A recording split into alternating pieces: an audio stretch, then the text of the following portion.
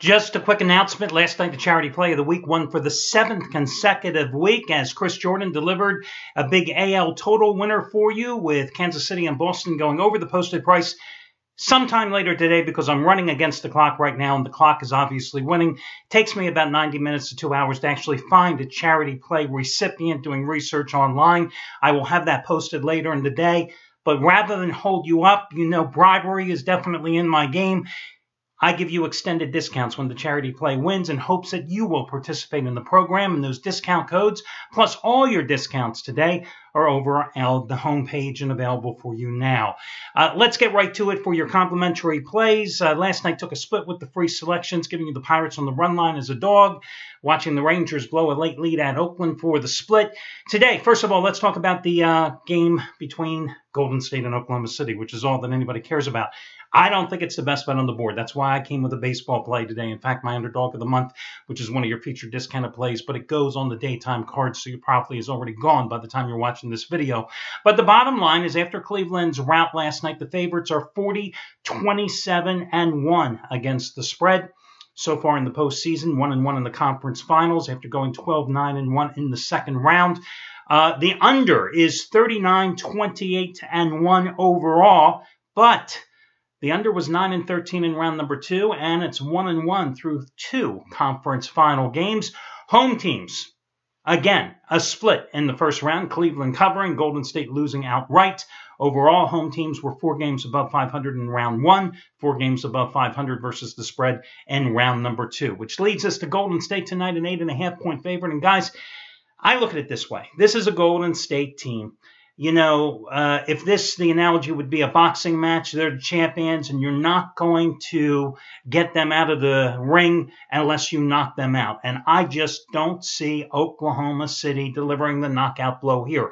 Because in reality, listen, Oklahoma City played one good half. It was a great half, the second half, in game number 1. But in retrospect, did the Thunder win the game or did the Warriors give the game away? I mean, after all, the Warriors were up 60-47 at halftime in this game. They were up 12 points with 3:19 to play in the third quarter. Then, the final 15 minutes or so in that game, they got outscored by 18 points. And what happened? Sloppy ball handling, 5 turnovers, poor, uncharacteristically poor shooting as they hit only 8 of their final 29 shots. Now, they also got out-rebounded 30-19 in the first half, or in the second half, But I figured that was to be expected anyway because you had a Thunder team that led the NBA both in rebounding and rebounding margin anyway. What kind of surprised me, however, in that game is that the Thunder were more aggressive and more successful on the boards, and yet Golden State, surprisingly, got 22 fouls whistled against them versus only 17 against the Thunder. And generally, you have the whistles going more in favor of the home team than not. And, of course, you know the deal at the end with Westbrook traveling, where the whistle was not blown, and it should have been, and that certainly pissed Steve Kerr off.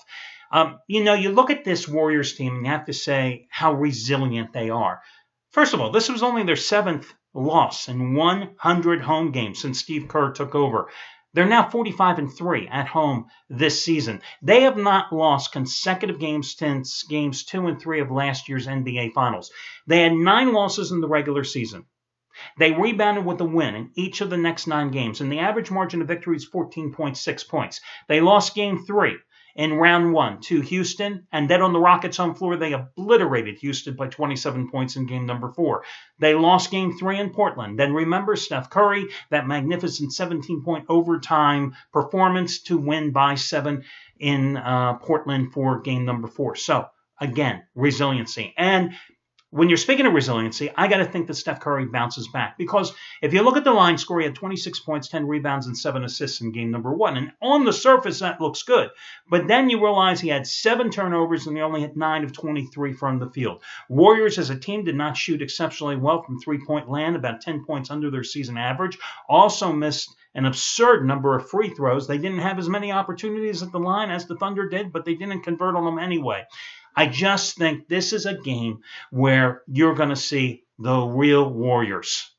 And I think Golden State wins this one in a rout. I don't think it's a rout like Cleveland last night, but I think it's going to be an easy win nonetheless. Complimentary complimentary baseball play for you. I'll ride the Pirates again on the run line. This time as a $1.10 home dog against Atlanta with Francisco Liriano. Yes, he was roughed up, to say the least, at Wrigley Field in his last start, giving up 8 runs on 9 hits and giving up 3 homers as well in 4 2/3 innings, and last Friday's loss at Chicago. But still, the Pirates are 5-2 in his 7 starts. He's only made 2 home starts this season. Beat the Cardinals, beat the Reds, 12 2/3 innings, 16 strikeouts, 1 run on 8 hits. The Braves, they can change the managers every day. It's not going to improve this team. They've lost 20 of their last 25. They're 9-29 on the season. Their starter tonight, hey, Tehran, I mean, they're 1-7 in his 8 starts this season because they've only given him an average run support of 2.79 runs per game. That's among the lowest in the major leagues. So again, I'm going with the Pirates on the run line as a slight 110 dog as your other complimentary play. That'll do it, guys. Wish you well, and I'll talk to you again tomorrow when we do this one more time.